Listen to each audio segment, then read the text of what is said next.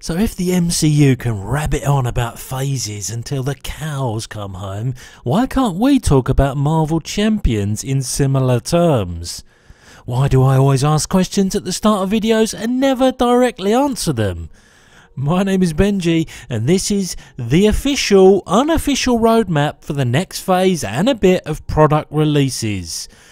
Why the caginess with the officialness? Well, because FFG have only announced 4 of the 7 upcoming expansion packs, and the rest is pure speculation based on a top secret information leak that hit the interwebs a few months back, which we had to take with a pinch of salt at the time, but now that it's predicted the last 3 or 4 months releases perfectly, I think we can safely say we're on steady ground, assuming that this is what will be opening in the coming months.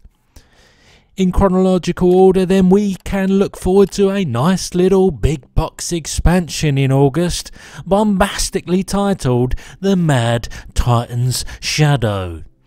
This will of course be the 3rd campaign expansion to hit our tables, and will follow the now familiar pattern of 5 scenarios and 2 ready to play heroes. Revealed so far are the villains for 3 of the 5 scenarios, but if you remember the collector from the Galaxy's Most Wanted campaign, we may be facing 1 or more of these multiple times. What we do know is that Ebony Maw is first up on the dock, one of the children of Thanos, aka the Black Order. Mr. Maw is laying siege to nowhere, you know, that mining colony that Tyrion Lannister calls home, and where he makes super wooden lightning axes for Asgardians. Next on tap is a double villain scenario, where you face down Proxima Midnight and Corvus Glaive at the Avengers Tower. Let's just hope they tune the difficulty a bit more appropriately than the previous multi-bad guy offering, the Wrecking Crew. We can't be sure what comes in between that and the final boss, but if we're keeping with the theme, we could see appearances from the other children of Thanos, Black Dwarf, Supergiant and Black Swan. I think we'll see at least one of them, and then perhaps a left field scenario that tries something new will be in there too. Inevitably though, the what is sure to be no walk in the park final boss is the Mad Titan himself, and I'm reasonably confident there'll be an Infinity Stone or 2 to fight over as well. As for difficulty, well, it does feel like a conscious design decision that for both the campaign boxes released to date, Rise of the Red Skull and Galaxy's Most Wanted, that the first 3 scenarios of the campaign are in that medium difficulty sphere, and then there's a fairly steep curve upwards for the last 2. I can't really see there being much change here, and I'll also be surprised if Thanos is much easier, if at all, than a villain that many people have fallen under the yoke of, Ronan the Accuser. The fun doesn't stop there though, as we have 2 new identities to chew on, Adam Warlock and Spectrum. And the former, ladies and gentlemen, is the next in a lineage of heroes that have no interest in building decks the way the rules tell them. Following in the footsteps of Spider-Woman and Gamora, Monsieur Warlock takes it next level, as all his non-signature cards have to be singletons, also known as only 1 copy allowed, and you have to have an equal number of each aspect. Oh Donald Duck, yes. I really do love these types of identities, as they open up so many deck building possibilities. Bearing in mind then that you've got to work in multiples of 4, I imagine the most popular decks will take up 20 deck slots for aspect cards, leaving you 5 glorious one-of basics to chew on. Unfortunately, the sheer awesomeness of all this aspect shuffling goodness is that Spectrum gets left in the shadow somewhat, but she is still no slouch in the call department. As a different take on the modular nature of Ant-Man and Wasp, Ms. Rambo sees you choosing an energy form to harness each time she flips to her hero side. and it'll be interesting to see what her signature cards can do to negate any inherent tempo loss for flippity-doo-daring all over the place. Either way, this big box with its tie-in to recent Avengers movies is sure to have us perform the Eager Beaver dance. Next up on the docket, most likely in September, will be some crossover with the Guardians of the Milky Way, and whose name is Nebula, who I think will go in the record books as being the first hero, ally, villain and nemesis. Now, what sort of internal conflict is this? Do I need to get into the debate about what is good and evil and everything in between? No, I bloody well do not. But suffice to say, Nebula Hero looks like a setup hero with good economy that also is no slouch on turn 1. We'll call that the all bases covered design space then. Obviously, we've only seen a smattering of her signature 15, and most, if not all, of these technique cards that seem to be her go-to, and which we hope there's plenty of recursion for, but we can have high hopes that Nebula are going to be up there in terms of power level. Going completely tangential, in October, we'll see us unwrapping the cellophane on a war machine of the James Rhodes variety. Well, at first glance he looks to me like he's going to be a mix between Iron Man, naturally, so a bit of a setup required, but in return we get a high ceiling, and Rocket Raccoon, because both of these dudes like their guns and they like them big and plentiful.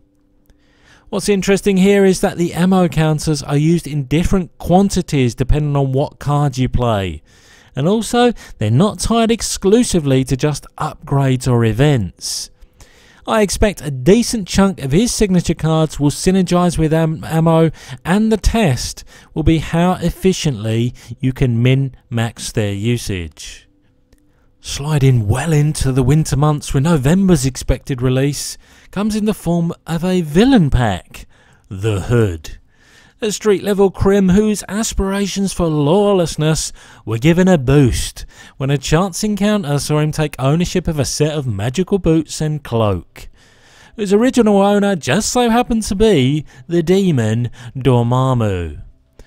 One of the big selling points in this villain pack is going to be the truckload of modular sets, 9 in total, opening up your options across your collection. Not only that, we see a return of some familiar faces in the form of the Wrecking Crew. Expect this whole encounter to feel like villain team up, as the Hood and his cronies throw encounter card after encounter card at you, which, considering the number of different sets you can use, will surely see us here with a villain high on replayability. Just in time for Christmas, and subject to the release roadmap not being bellied up from the once-a-month strategy that FFG so often uses, comes a December release of Valkyrie, which, as of the publishing of this video, is the first of these expansion packs to have not had any formal confirmation of its existence, so no artwork to peruse here. But remember, we have seen the Pegasus riding Asgardian before, only with a red border and in ally form. A combat-centric minion-hating aggression card found in the Thor Hero Pack. Interestingly, both her and Thor dealt with minions with aplomb, so it'll be interesting to see if her hero design deviates from that at all. And so then, to close out what I'll be calling the Marvel Champions Phase 4, in January is the again only unofficial at this point Vision Hero Pack. Once again, we've seen Paul Bettany in cartoon form before, but this time with a blue border. His somewhat build around nature held him back a little bit, but he's by no means a dud in ally form. Can we again see any clues as to his hero's design based on that? Will he have some sort of attack or thwart buffing choices, or will he forge his own path? It in fact begs the question whether the designers feel tied to the mechanical theme of an ally that's already printed when coming to design their equivalent hero. It certainly feels like that more often than not when it comes to the flip side of that argument. When a hero gets printed first, you can generally feel that same vibe being translated to their ally version. Interesting. But whilst that might close one chapter, we did get one more little sneak peek leak with what we can assume to be the 4th big box expansion in February. And with the working title Sinister Motives, I am, and don't need to be, a Marvel expert to postulate that Mr. Sinister may be the big bad in this here campaign. Assuming once again it follows the same story-based concept we've seen once, twice and almost thrice now, Smart Money sees perhaps the introduction of Dr. Octopus, Mysterio and or Sandman, all prominent members of the Sinister Six troupe. Maybe we even get a sighting of an apocalypse.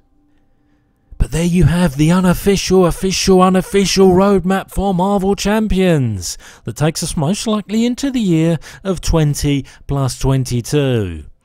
I know I for one am psyched about a lot of the design choices on show with what's to come. You don't need to reinvent the wheel to get people's attention. Iterative change, improvements and learning from design mistakes are what it will take to keep us coming back for more and gobbling up Marvel Champions treasure boxes for as long as they keep printing them. Alas, all good things must come to an end. My name has been Benji and this is him telling you that this video has ended.